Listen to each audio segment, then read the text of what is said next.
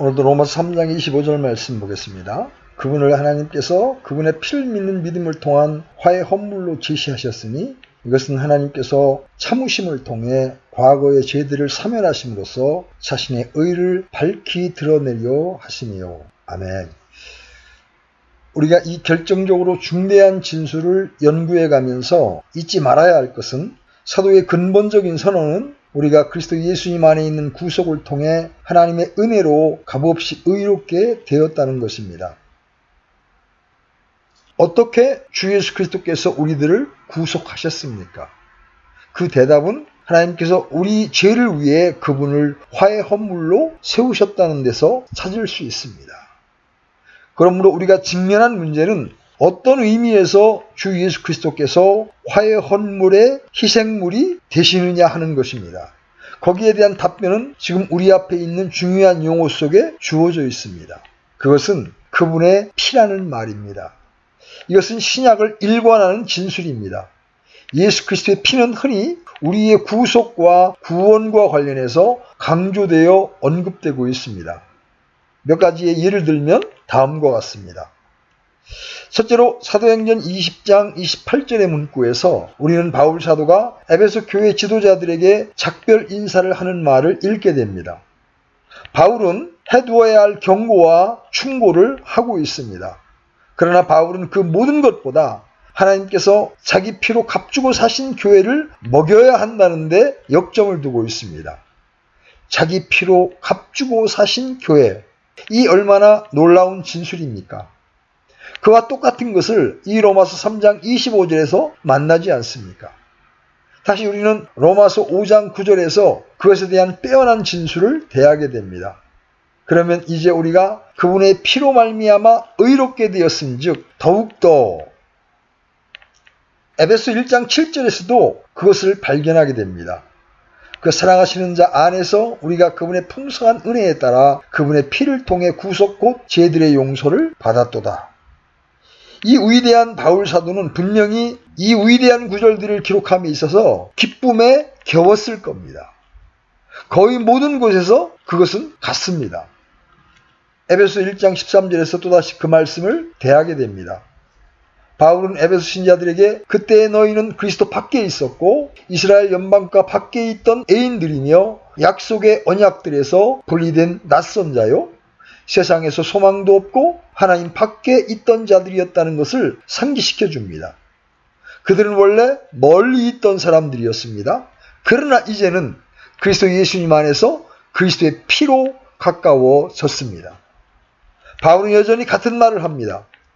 어느 특수한 문제에 접근한다 할지라도 그는 언제나 예수 그리스도의 피라는 말을 합니다. 그래서 히브리서 9장 12절에 염소와 송아지의 피가 아니라 자기 피를 힘입어 단 한 번 거룩한 곳에 들어가사 라고 말했던 것입니다. 9장 14절에서 그는 말하기를 하물며 영원하신 성령을 통해 자신을 점없이 하나님께 드린 그리스도의 피는 죽은 행위로부터 너희 양심을 얼마나 더 깨끗하게 하여 살아계신 하나님을 섬기게 하겠느냐라고 하였습니다. 히브리서 10장 19절에서 가장 중요한 신뢰를 찾아볼 수 있습니다. 그러므로 형제들아 우리가 예수님의 피를 힘입어 새롭고 살아있는 길로 지성소에 들어갈 담대함을 얻었는데 저는 종종 성경에서 이것보다 더 중요한 본문이 있을까 하고 생각합니다. 그리고 베드로전서 1장 19절에서 그것을 보게 됩니다. 베드로는 그의 편지를 받는 수신자들에게 너희가 알거니와 너희 조상들로부터 전통으로 물려받은 너희의 헛된 행실에서 너희가 구속받은 것은 은이나 금같이 썩을 것들로 된 것이 아니라는 것을 깨우쳐 주었습니다. 그러면 어떻게 해서 그렇게 되는 것입니까? 오직 흠도 없고 점도 없는 어린 양의 피 같은 그리스도의 보배로운 피로 된 것이니라. 자, 이번에는 요한일서로 가봅시다. 요한일서 1장 7절에 그러나 그분께서 빛 가운데 계신 것 같이 만일 우리가 빛 가운데 걸으면 우리가 서로 교제하고 또 그분의 아들 예수 그리스도의 피가 모든 죄에서 우리를 깨끗하게 하느니라고 되어 있습니다. 끝으로 계시록 1장 5절에는 우리를 사랑하사 자신의 피로 우리의 죄들에서 우리를 씻으시고라고 기록되어 있습니다. 제가 이런 구절들을 선택한 것은 이것이 신약에서 우리의 구속과 구원을 다루는 특수한 방법이라는 것을 알려주기 위해서입니다. 주 예수 그리스도께서 어떻게 해서 화의 헌물이십니까? 대답은 그분의 피로입니다. 이제 흥미있게 관찰할 문제가 하나 있습니다. 왜 사도 바울이나 다른 성경 기자들이 단순히 그분의 죽음에 관해서 말하지 않고 특별히 그분의 피라고 말합니까? 그 문제에 대한 하나의 대답이 있습니다. 피라는 말이 죽음이라는 말 대신 사용된 것은 우리 주님에 관한 교훈을 나타내기 위한 것이며 그 방도 안에서 우리가 구원을 받으며 그것은 구약의 희생에 관한 모든 교훈과 일치하는 것입니다. 여러분, 우리가 성경의 아주 간단한 진술일 망정 모든 것에 주의를 기울여야 한다는 것이 얼마나 중요한지를 주목하셔야 합니다. 여러분은 바울 사도가 3장 21절에서 얼마나 주의를 기울였는가를 기억하실 것입니다. 그러나 이제는 율법 밖에 있는 하나님의 의 곧 율법과 대언자들이 증언한 의가 드러났느니라. 우리는 이 말씀을 강조하였고 그로부터 어떤 것을 연역해낸 것입니다. 그것들 중 하나는 신약에 대한 우리의 해석이 구약의 가르침과 상충한다면 그것은 그릇된다는 것입니다. 왜냐하면 둘은 서로 완벽하게 서로 짝이 맞아 있고 서로가 서로를 포함하고 있기 때문입니다. 신약에 있는 모든 것은 구약에서 이미 예언되었던 것입니다. 신약은 구약의 성취입니다. 그러므로 바울은 여기서 피라는 말을 사용함으로써 그것이 구약의 가르침과 일치한다는 것을 깨우쳐 줍니다. 하나님도 같고 또한 구속의 방법도 같다는 것입니다. 구약과 신약은 형식에 있어서는 다릅니다. 그리고 시대도 다릅니다. 그러나 구원은 항상 한 가지입니다. 주 예수 그리스도에 대한 신약 교리는 언제나 구약적인 희생을 나타내는 언어로 쓰여졌고 표현되어 있다는 것을 발견할 것입니다. 그것이 성경을 해석하는 기본 원리입니다. 오늘날 많은 사람들이 여기서 그들의 현대 이론이나 사상에 맞추어 이 말씀을 왜곡시키고 변조시키고 조정하는 것은 구약에 대한 그들의 그릇된 견해로 인해 기본 원리를 떠나 있기 때문입니다.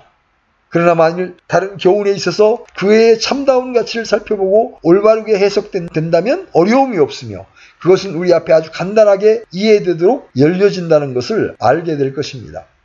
신약은 언제나 이 교리를 구약의 희생제사의 교훈의 차원에서 표현합니다. 침례인 요한은 이것을 맨 처음으로 시도하였습니다.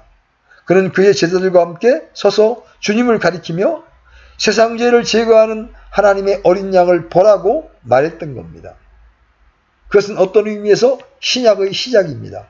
요한은 보라, 그를 바라보라고 말했습니다. 그분이 어떠한 존재입니까? 하나님의 어린 양. 즉각적으로 여러분은 구약의 희생제사의 교훈으로 달려가 있을 것입니다. 우리는 그것에 대한 안목을 잃어서는 안 됩니다. 실로 우리 주님께서는 친히 똑같은 일을 말씀하셨습니다. 여러분은 산상설교 중 마태복음 5장 17절로 18절에서 그것을 발견하실 것입니다. 내가 율법이나 대언자들의 글을 폐하러 온 줄로 생각하지 말라. 나는 폐하러 오지 아니하고 성취하러 왔노라. 진실로 내가 너희에게 이르노니 하늘과 땅이 없어지기 전에는 율법에서 1.1획도 결코 없어지지 아니하고 마침내 다 성취되리라. 주님은 구약의 레위기의 가르침 가운데에서 예시되고 암시되고 예표된 모든 것을 완벽하게 이루셨습니다. 그분은 모든 것을 다 끝내셨습니다. 모든 것을 다 성취하셨습니다. 주님은 모든 모형들이 바라고 또한 예표하고 있었던 위대한 원형이십니다. 그래서 여러분은 구약에서 주님을 봅니다. 그리고 우리가 이미 알아본 바와 같이 그것은 우리 주님 자신의 진술 속에서 많이 나타나 있습니다. 예컨대 이와 같이 사람의 아들도 섬김을 받으러 오지 아니하고 도리어 섬기며 자기 생명을 많은 사람의 대속물로 주려고 왔느니라 하셨던 것입니다. 이 얼마나 중요한 구절입니까? 여러분은 다시 누가복음 24장 44절에서 그와 같이 말씀하시는 것을 보실 것입니다. 주님은 그 진술들을 율법과 대언서와 시편을 들어 말씀하셨습니다. 또 그분께서 그들에게 이르시되 내가 여전히 너희와 함께 있었을 때에 너희에게 말한 말들 곧 모세의 율법과 대언자들의 글과 시편에 나에 관하여 기록된 모든 것이 반드시 성취되어야 하리라는 말들이 이것들이라 하시고 주님께서 고난받고 죽음 가운데에서 사흘 만에 다시 살아나야 하실 것이 구약에 쓰여져 있었고, 그래서 주님은 마땅히 고난을 받아야 했고 사흘 만에 부활하셔야 했습니다. 여기 로마서 가운데 그것은 다른 각도에서 관찰됩니다. 바울 사도는 구약이 있으리라고 바라고 있었던 것과 똑같이 일어난 일을 쳐다보고 있는 것입니다. 고린도전서 5장 7절에서 바울은 그것에 대한 놀라운 진술을 하고 있습니다. 우리의 유월절 어린 양 곧 그리스도께서 우리를 위하여 희생물이 되셨느니라. 또한 요한은 성경의 마지막 책인 계시록에서 우리를 사랑하사 자신의 피로 우리의 죄들에서 우리를 씻으시고 라고 말합니다. 그것은 전형적이고 독특한 구약의 희생 교훈입니다. 만일 우리가 우리의 복되신 주님이시요 구세주이신 그분을 죽은 의미로 이해하려고 한다면 그것은 이런 방식으로 접근해야 합니다.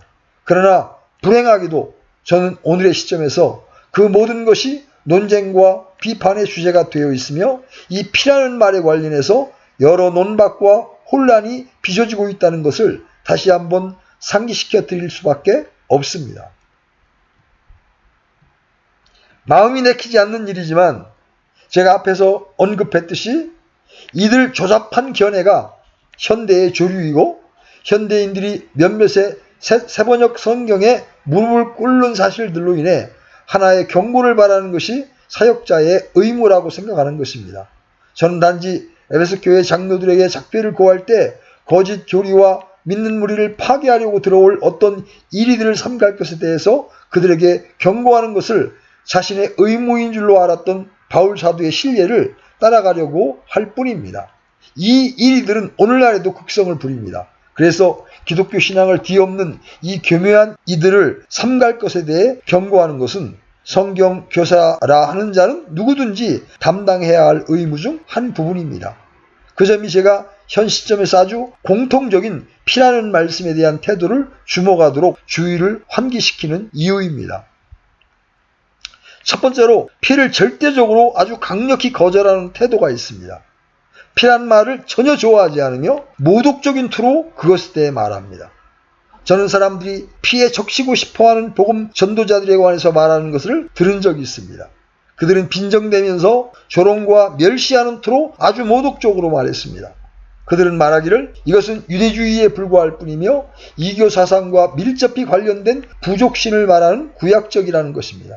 그들은 주장합니다. 그것은 기독교와 아무 상관이 없으며 주 예수 그리스도와 그분의 하나님의 사랑에 대한 현현과는 아무 관계도 없다고 합니다. 그리고 지금은 그것을 말소한 시대며 그것을 말하며 영광을 돌리는 모든 찬양에 작별을 고했다는 것입니다. 그들은 바로 그 사상을 조롱하며 혐오하는 것입니다. 모든 피의 신학은 그들이 혐오하고 경멸하는 것입니다. 저는 그 사람들에 대해서 그들은 전혀 그리스도인이 아니라고 하는 말밖에는 할 수 없습니다. 더 이상 그들에 대해 무엇라고 말할 필요가 없었습니다. 그러나 이제 두 번째 집단에 대해 좀 더 많이 말해야 합니다. 그것은 그들이 그 어휘를 모두 잊어버리고 많은 잘못을 범했기 때문입니다. 그들은 이 석죄의 교리의 입장에서 다른 어떤 것을 말하기는 하는데 제가 보기에 그것은 똑같이 위험한 것입니다. 그들은 주장하기를 과거에는 교회가 피를 죽음을 상징하는 것으로 여겼으나 사실은 피는 생명을 상징한다는 것입니다. 성경이 생명이 피에 있다고 말하고 있다는 것이죠. 그들은 모세가 준 레위 제사제도 아래에 있던 사람들은 성전이나 성막에 들어갈 때에 희생된 동물의 피를 바쳤는데 그들은 무엇을 하고 있었냐는 것입니다. 그들은 죽음을 바친 것이 아니고 생명을 바쳤다는 것입니다. 생명이 피에 있다. 그렇기 때문에 당신이 피를 바친다면 생명을 바치고 있다는 것입니다. 그들의 주장은 그 사람들이 하나님께 다시 자신을 바치기를 원했으며 동물의 피 안에 있는 동물의 생명을 통하여 자신들을 드렸다는 것입니다. 그것은 하나님께 대한 자기 헌신의 방편이었으며 하나님께 대한 자기 헌신의 행위를 새롭게 하고 있었다는 것입니다. 그래서 그들은 주 예수 그리스도께서 십자가에서 죽었을 때와 신약이 주님의 피에 대해 언급할 때 그것의 참된 의미는 주님이 그분의 생명을 하나님께 제시하고 있는 것을 의미한다는 것입니다. 문제되는 것은 그분의 죽음이 아니고 그분의 생명이라는 것입니다. 주님은 자기의 생명을 헌신의 최종적인 행위로 하나님께 드렸다는 것입니다. 주님은 자신을 하나님께 드렸고 하나님께 복종했으며 그분의 거룩한 율법의 모든 면을 순종하였다는 것입니다. 그분은 이 마지막 죽음으로 가라는 계명에 복종했다는 것입니다. 그분은 모든 생명을 하나님께 드렸습니다. 그래서 그들은 피는 생명을 대신하지 죽음을 대신하는 것이 아니라고 주장합니다. 여러분은 질문을 던질지도 모릅니다. 왜 그들은 그 모든 것을 주장하는가? 그들의 목적은 어떠한 것인가? 그에 대한 답변은 오직 하나만 있을 뿐입니다. 즉 그들은 우리가 이미 살펴본 바 있는 하나님의 진노의 교리를 회피하기 위해서 그 짓을 하고 있습니다. 하나님의 진노의 교리는 우리가 이미 살펴본 바 있습니다. 그들은 그것을 싫어하며 실로 그들은 그것에 염증을 느낍니다. 그것이 그들이 하나님의 진노의 교리와 죄를 심판하시는 하나님에 대한 사상 그리고 화해 업무를 제거하는 방식인 것입니다. 그들이 하나님의 진노에 대한 근본 사상과 형벌의식을 싫어하고 그렇게 해서 화해 업무의 필요성을 싫어하기 때문에 이 말들을 왜곡시켜야 하고 그러므로 십자가는 긍정적이고 아름답고 놀라운 것이 되는 것입니다.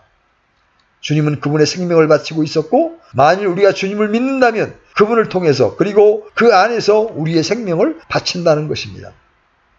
저는 그들이 학문적인 차원에서 이 짓을 하고 있다고 부언할 수 있고 이 견해가 언어에 대한 보다 철저한 지식과 이해를 기반으로 한 것이라는 점을 주장할 수 있습니다.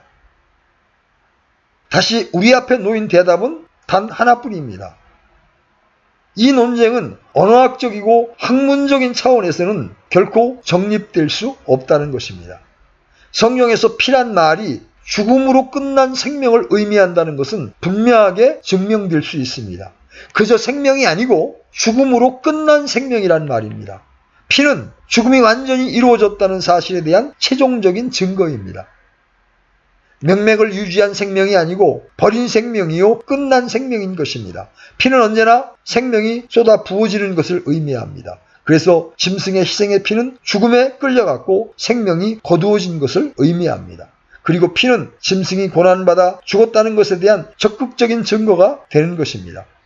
유대인들에게 임했어야 할 심판이 짐승에게 대신 임한 것입니다. 피는 죽음의 사실을 증거하기 위해 들여졌던 것입니다. 그러므로 피란 희생 죽음을 의미하는 것입니다. 그 목적은 무엇이었습니까? 왜 하나님께서는 희생적인 죽임을 명하셨을까요? 구약에서 동물의 희생 죽음의 목적은 무엇이었습니까? 구약에서 희생의 교훈은 무엇입니까? 가장 크게 네 가지를 가르치고 있습니다. 첫 번째로 그것은 하나님과 화해하기 위한 것이었습니다. 구약의 동물 희생은 전혀 사람을 감화시키기 위한 것이 아닙니다. 그것들은 하나님을 향하고 있었습니다. 사람들에 대한 어떤 것을 행할 것을 의미한다는 증거는 구약 전체에서 흔적도 없습니다. 말하자면 그들은 하나님을 기쁘게 하기 위해서 희생 제물을 바친 것입니다. 그것이 목적의 전부였습니다. 그 점이 하나님과 화해하려는 그들의 의향이었습니다. 두 번째 원리는 화해란 속죄 혹은 죄인의 죄책을 도말함으로써 보증된다는 것입니다. 우리가 이미 살펴본 것처럼 속죄는 필연적으로 화해로 이끌어줍니다. 화해를 얻는 것은 속죄로 말미암아서입니다. 죄가 도말되고 씻어지면 이제 화해된 하나님께로 가게 되는 것입니다. 세 번째 원리는 가해자에 의해 또한 가해자를 위해 배치된 희생물에 대한 여러 가지의 심판으로 인해 이루어지는 것입니다. 가해자인 죄인은 어린 양이나 숫소나 염소를 취하여 그 머리에 안수함으로써 상징적으로 그의 죄를 짐승에게 전가시키는 것입니다. 그런 다음 짐승은 도살되는 것입니다. 짐승은 여러 가지의 고통을 당하는 것입니다. 여러 가지로 심판을 받는 것입니다. 죄인은 자신을 위해 동물을 대신시키는 것입니다. 그 점이 하나의 중요한 원리입니다. 그리고 범죄자를 위해서 그리고 범죄자에 의해서 대치된 희생물에 대한 여러 가지의 심판이 있다는 원리를 파악하지 못하면 출애굽기와 레위기에서의 구약적 교훈을 조금도 이해할 수 없습니다. 자, 네 번째로 희생제사의 효력은 범죄에 대한 용서와 하나님의 은총의 회복입니다. 이상의 원리들은 우리가 결코 놓쳐서는 안 되는 4대 원리입니다. 피는 언제나 제시되어야 한다는 것을 기억하십시오. 단순히 동물이 죽임을 당하는 것만으로는 충분치 않습니다. 정말 아닙니다. 피가 흘려져야 합니다. 이 점이 희생제사제도가 제 기능을 발휘하는 방식입니다. 그러나 아직도 어떤 분은 아주 당연하고 정당한 질문을 하실 수 있습니다. 왜 이 모든 것이 필요하냐고요. 그 해답은 히브리서 9장 22절의 진술 가운데에서 나타나 있습니다. 피 흘림이 없은즉 사면이 없느니라. 왜 사면이 없습니까? 이 로마서 6장 마지막 절은 여기에 대한 답변을 하고 있습니다. 그것은 죄의 싹은 사망이기 때문입니다. 그 점은 원리입니다. 하나님께서는 그것을 사람에게 알리셨습니다. 내가 먹는 날에는 반드시 죽으리라. 죄의 싹은 사망입니다. 죄에 대한 하나님의 선고는 죽음입니다. 그러므로 결코 죽음을 떠나서는 죄가 처리될 수 없습니다. 피 흘림을 떠난 제사함은 없습니다. 여러분은 이 성경적 교리가 처음부터 끝까지 어떻게 초지일관하고 있는지를 알고 있습니다. 하나님께서는 타락하기 이전에까지 그것을 언명하셨습니다. 인간이 타락했을 때 그것은 즉각적으로 에덴 동산에 찾아들었습니다. 그 점이 구약시대를 통해 내내 내려오고 우리 주님께서 말씀하셨듯이 주님 자신이 무엇을 행하실 것을 예언해 준 희생제사의 의미인 것입니다. 그러므로 우리는 이제 이 가르침이 주님의 피에 관한 것이라고 말할 수 있는 위치에 있습니다.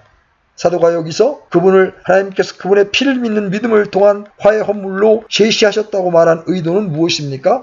그것은 그리스도께서 우리의 대리자라는 것을 의미하는 것이며 그것은 너무나 명확관화하고 필연적인 사실입니다. 짐승들은 죄인에 의해 잡아진 대체물입니다. 그러나 우리가 여기서 보는 바는 하나님께서 친히 그리스도를 우리의 대체물이 되게 하셨다는 것입니다. 우리의 죄를 위해서 그분을 화해 헌물로 세우신 분은 하나님이십니다. 그것은 전적으로 신비롭고 경이로운 것입니다. 거기엔 우리가 할 수 있었던 아무것도 없습니다. 인간은 짐승을 제치고 자기가 나아갈 수 없습니다. 사람이 자신을 드린다면 그것으로 그 사람은 마지막입니다. 그는 살해되고 죽고 모든 영원성을 상실하게 되는 것입니다. 인간은 자기를 대신할 어떤 것을 임의로 제시할 수 없습니다.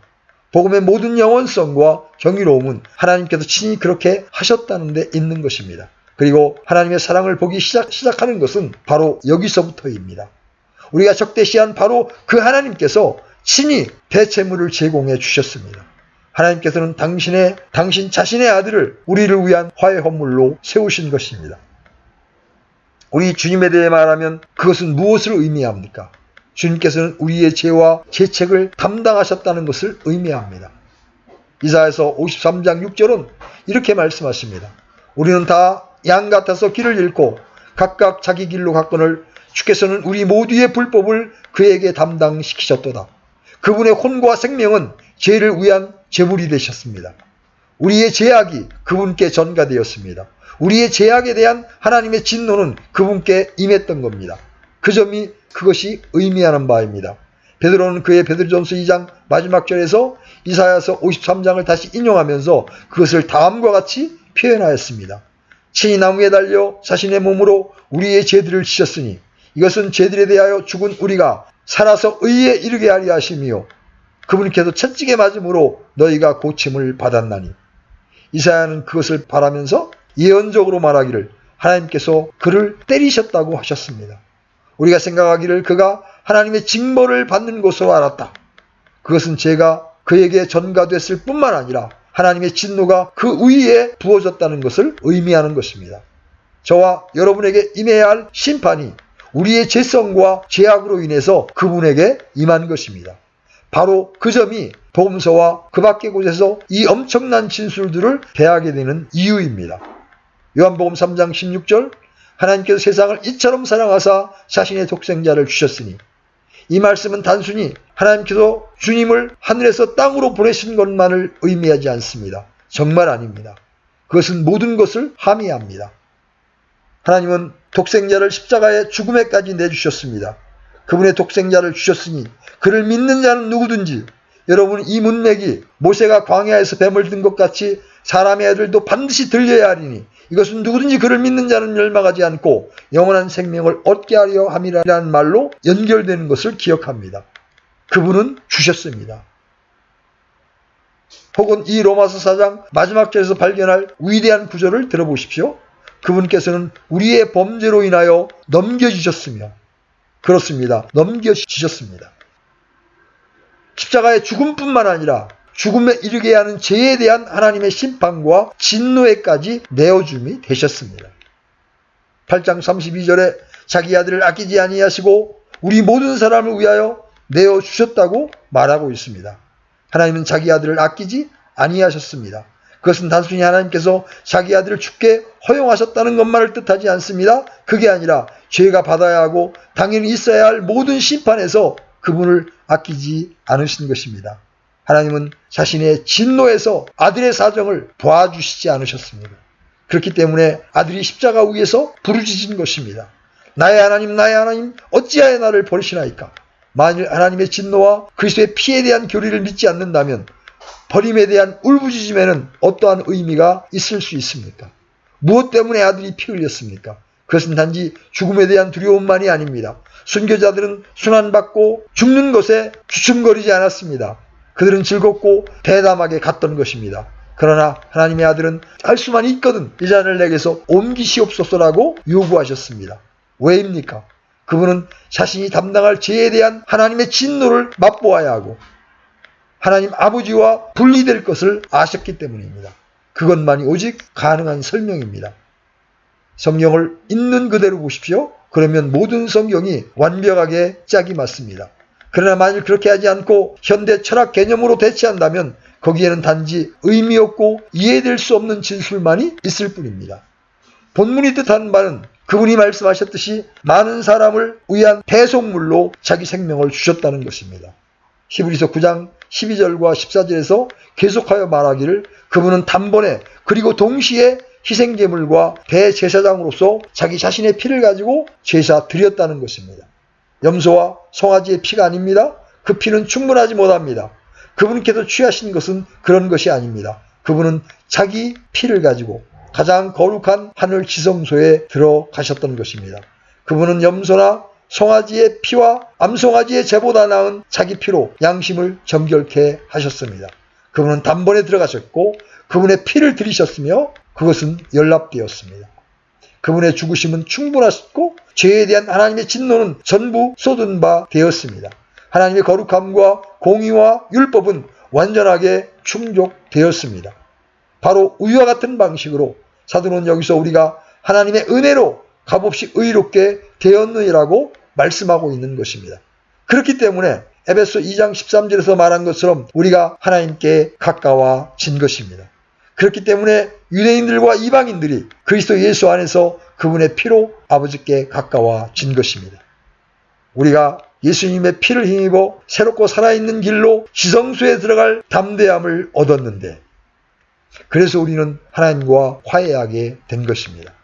우리는 빛 가운데서 그분과 함께 걷고 있습니다. 요한은 요한일서 1장에서 말하고 있습니다.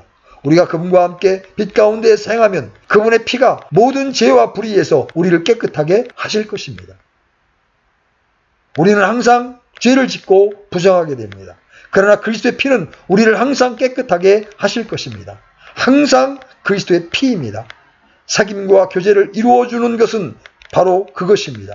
교제와 사귐의 지속성과 계속성을 보증해주는 것은 오직 그것밖에 없습니다. 만일 누가 죄를 지어도 우리에게 아버지와 함께 계신 변호자가 계시니 곧 의로우신 분 예수 그리스도시라. 그분은 우리의 죄들로 인한 화해 헌물이시니 우리의 죄들뿐 아니요 온 세상의 죄들로 인한 화해 헌물이시니라.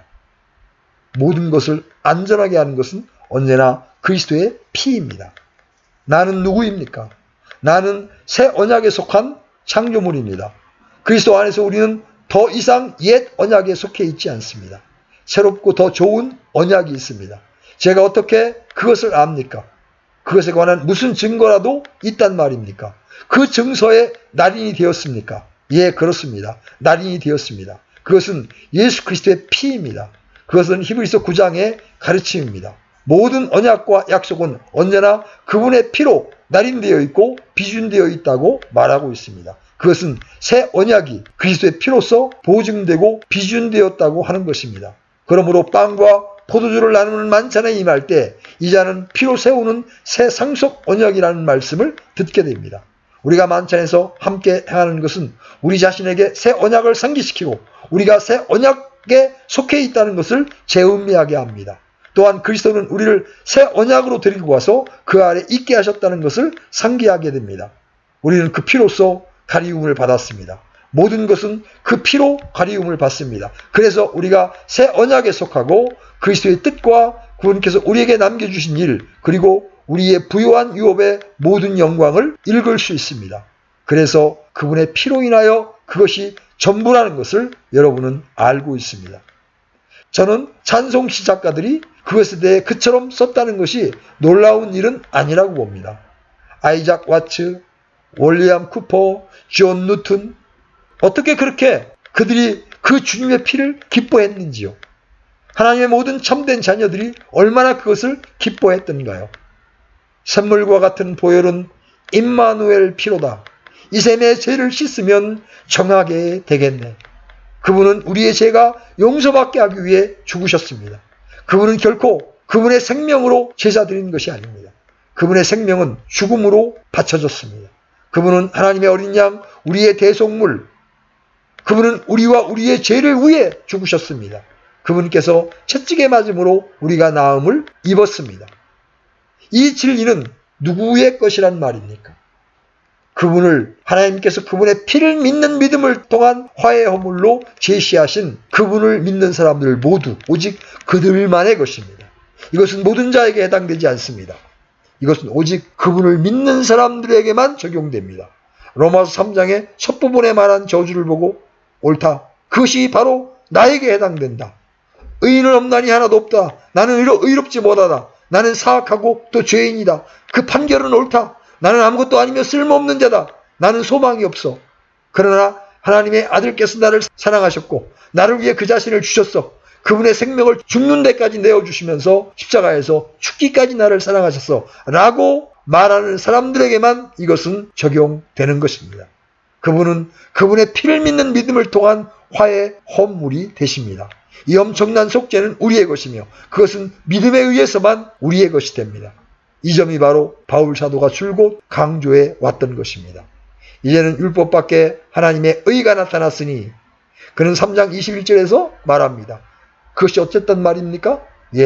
그것은 이렇습니다. 하나님의 은혜로 값없이 의롭다 하심을 얻는다는 것입니다. 그러나 어떻게 해요? 예수 그리스도를 믿음으로 모든 믿는 자에게 하나님의 의가 미치는 것입니다. 구원이 무엇인지 이제 아시겠습니까? 원수가 그의 모든 불순하고 악의에 찬 종들을 이끌고 이 점에 대해서 공격하며 그 참되고 심오한 의미 가운데에서 이들 영광스러운 점들을 탈취하려고 한다는 것이 놀랍지 않습니까? 그분을 하나님께서 그분의 피를 믿는 믿음을 통한 화해 업물로 제시하셨습니다. 오늘은 그분의 피라는 주제로 말씀을 살펴보았습니다.